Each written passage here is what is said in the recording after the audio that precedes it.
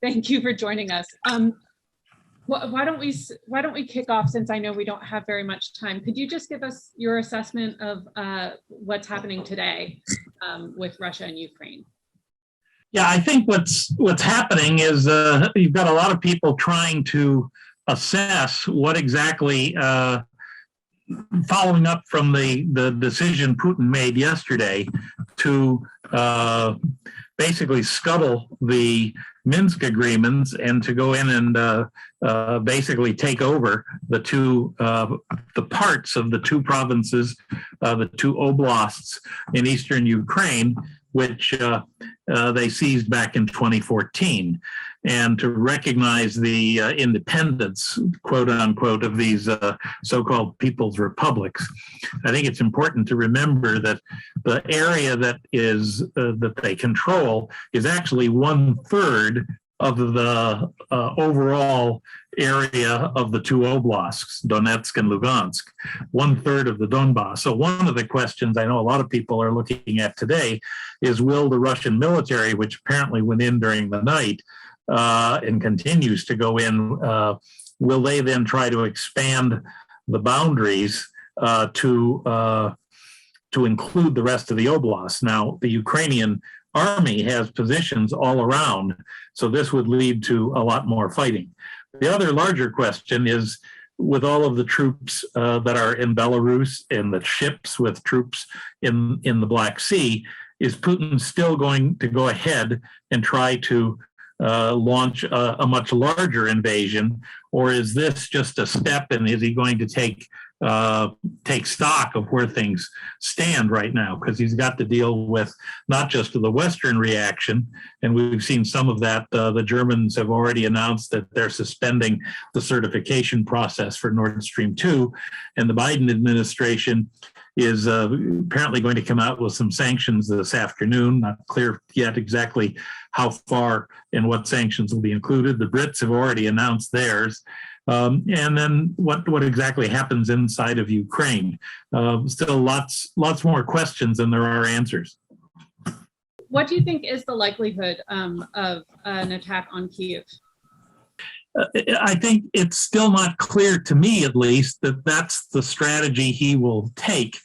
There are something like 30,000 Russian troops based that I've read in the press in Belarus, so they could attack and come down to Kyiv. But my understanding is that the Ukrainian army has reinforced that area, and they've got a lot more weapons now than they ever had in 2014.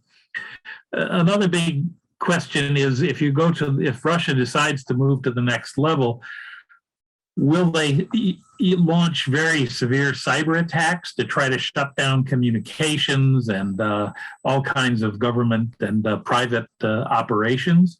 Will the Russians then try to even further harm the Ukrainian economy? Or does Putin stop and take stock at this point?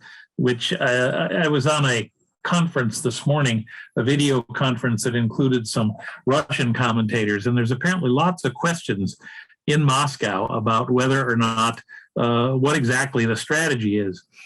Many American media outlets see this leading to what Putin did yesterday, leading to a larger conflict quickly.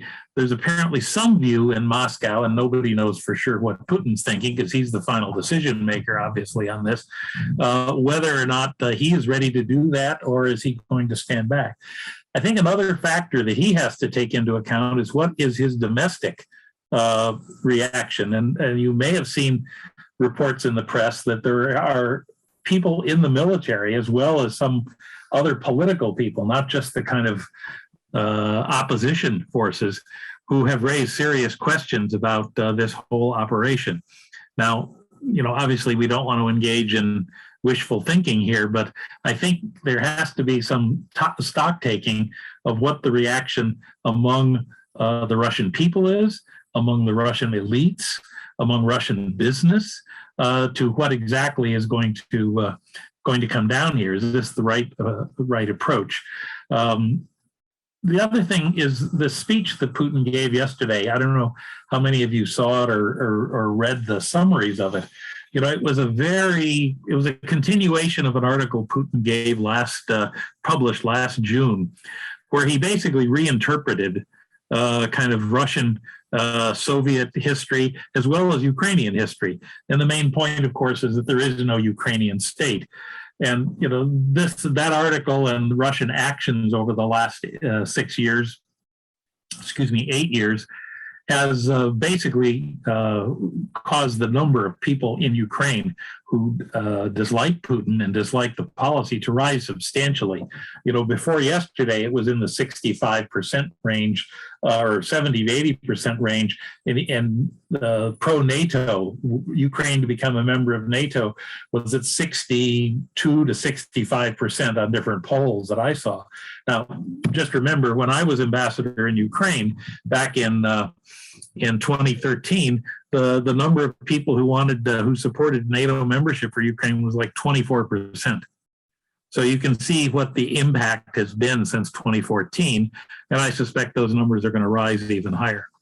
What sanctions the U.S. may be contemplating right now?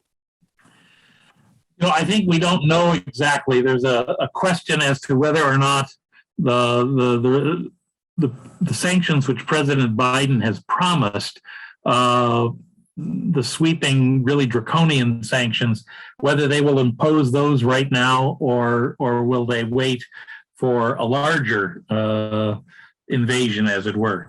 And I don't know the answer to that. I think there's a lot of people who think that there will be severe sanctions on Russian banks. The British today announced sanctions on 5 Russian banks, as well as then putting personal sanctions on 3 of the big oligarchs who are Putin's closest friends and bankrollers. That we already have sanctions on those people. But I guess the larger question is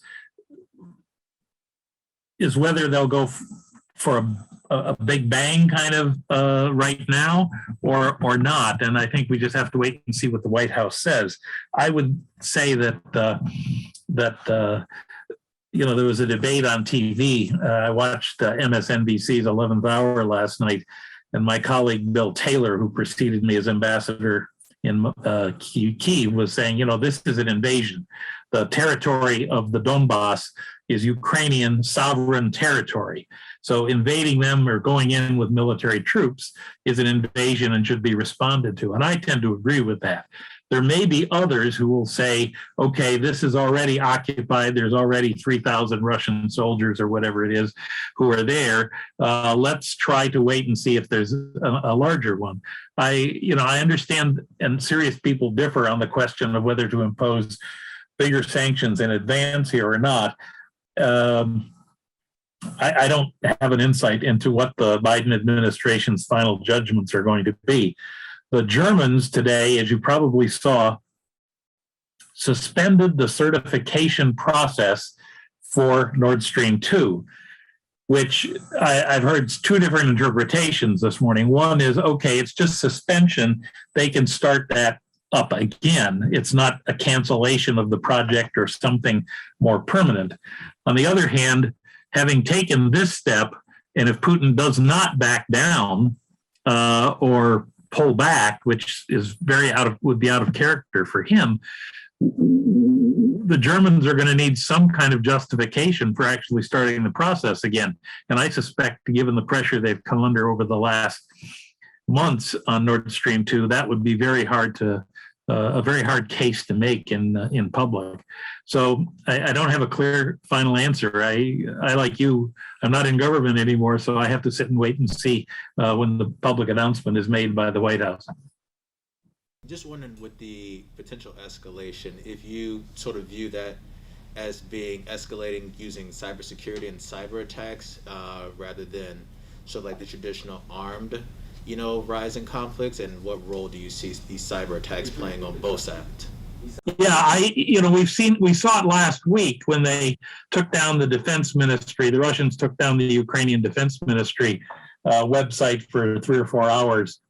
And I'm sure there's been a lot of speculation. I'm sure you've seen it in the press that before some kind of a larger invasion of Ukraine proper, you would have a kind of a massive cyber attack to try to take down communications, command and control of the military, as well as public utilities and other things like that.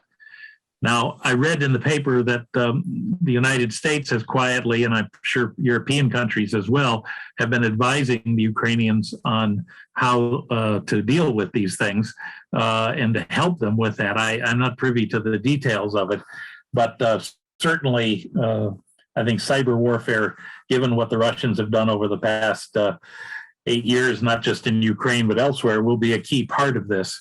And being able to withstand that and still manage will be a critical factor in what happens next inside of Ukraine. What's the proportional response then if it's a cyber warfare and not a conventional warfare with troops and tanks and cars? Well, you got me there, because I don't know frankly what things that we have planned to deal with cyber warfare. It's one thing to help the Ukrainians and to provide them with advice. It would be another thing for us to get more directly involved ourselves. And my understanding of the president's position is we're not going to get involved, obviously, with troops on the ground. He said that over and over again. But even engaging to be supportive of Ukraine in the cyber world could be detected, I assume, by the Russians. So how exactly they'll proceed on that, and I'm not a cyber warfare specialist, I don't know the answer specifically how they would do it.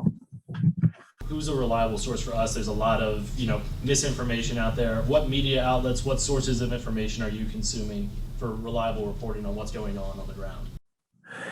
Well, I watch CNN, and I watch some of the main three traditional news networks. I listen pretty much every day to the BBC. I have some Russian websites I talk to, or I follow.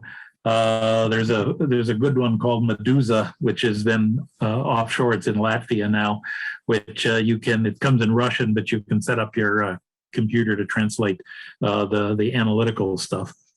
I read Radio Free Europe because they have some very good people who are not necessarily on the ground, but they're good interpreters of what happens. I also am tied into a number of the American think tanks.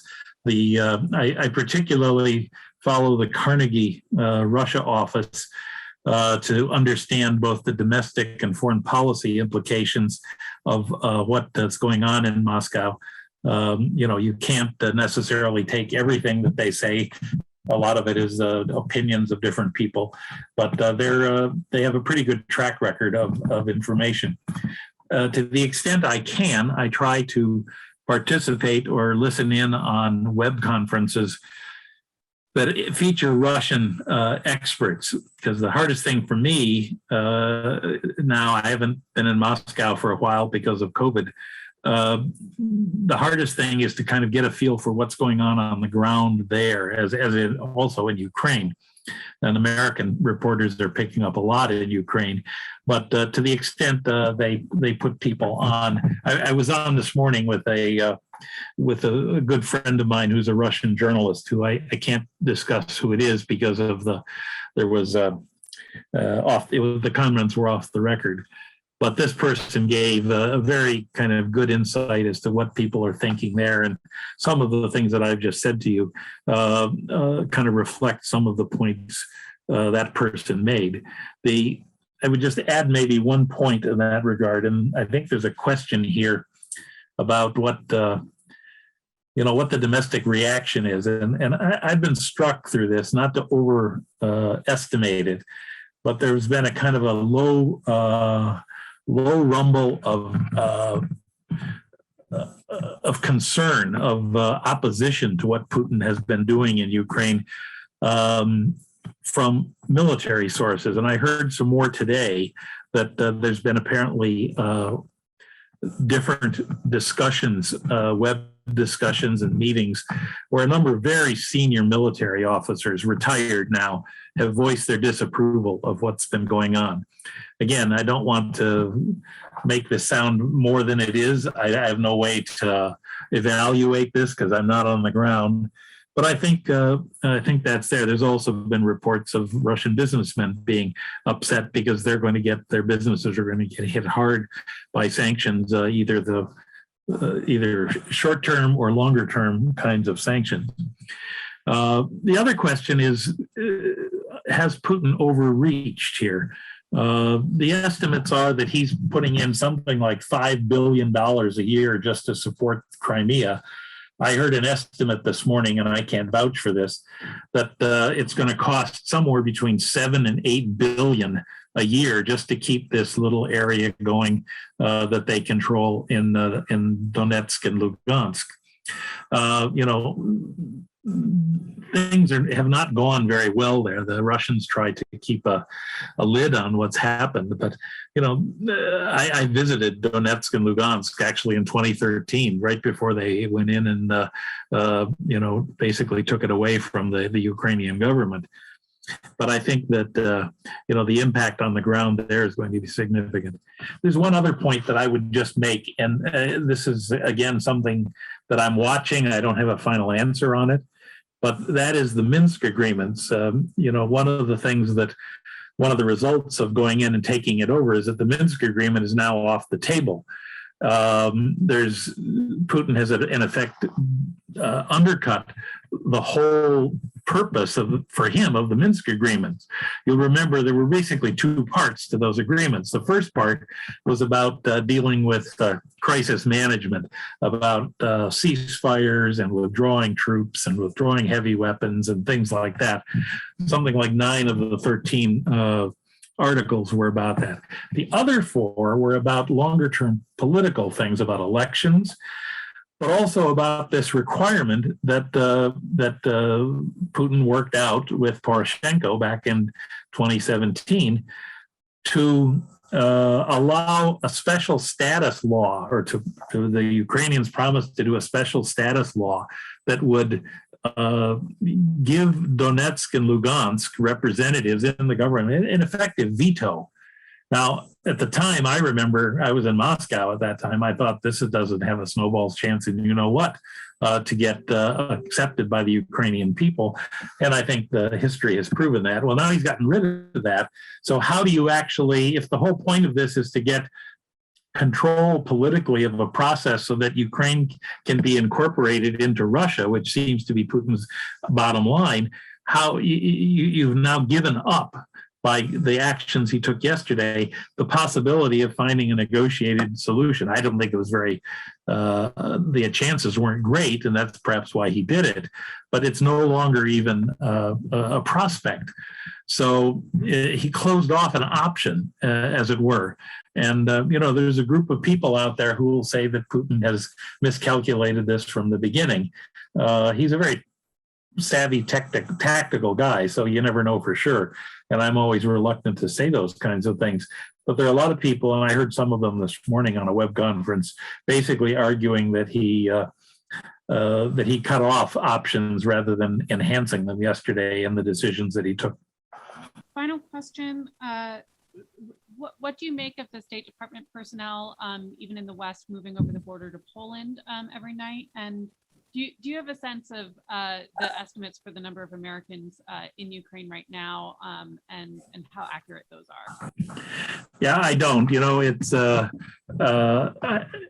It's hard. In the old days, when I joined the Foreign Service back in the Ice Age, people would come overseas.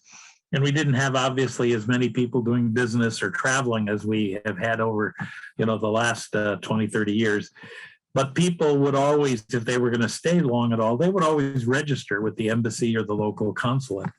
And that doesn't happen much anymore. Some people do it, but there's a lot of people who don't. We saw this during Afghanistan. The press kept saying, how many people are there? And the answer was, well, we have registered X number, but we don't really know for sure because a lot of people just didn't contact or give their information. There's regular cards to fill out online or whatever to do this, to try to make it easy, but people just don't do that.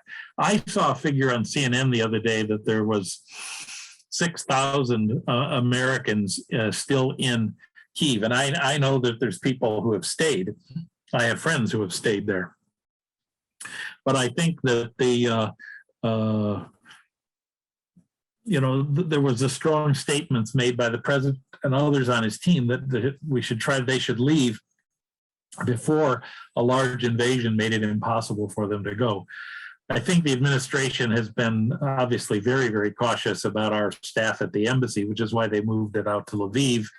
I don't know, frankly, the numbers. I've not bothered my friends at the State Department. They got enough things to do besides take questions from me. But I know there's been great concern about the safety of those people and their families. Let me just add one last point, and that is I was ambassador in Georgia in August of 2008 when the Russians invaded Georgia. We had, when we saw the war clouds building to a critical point, we got authorization from the State Department to allow these spouses and families and any of our employees who wanted to leave to go down to Armenia, kind of a safe haven, as it were, till we saw whether the war started. And then I think they were there in the end for like 2 to 3 weeks at a hotel in the embassy down in Yerevan, took good care of them. But when an ambassador takes over, he signs a document that says he takes personal responsibility for the safety of all the people and all the families that are there. And I will tell you, having been an ambassador 4 times and having been through one war there and through some dicey times in some other places, I will tell you that document, when you sign it, it focuses your mind because you are legally responsible for those people. And you don't want things to anything to happen to them, obviously. So when the question comes down, did you stay? Because that may have an impact on the local government, on public morale and stuff, versus taking care of your own people, which you're legally obliged to do. It's not always an easy question. So it's something that I think people sometimes outside government don't quite understand or perhaps appreciate the seriousness with which this is taken by the United States government. Thank you for joining us last minute with this breaking situation.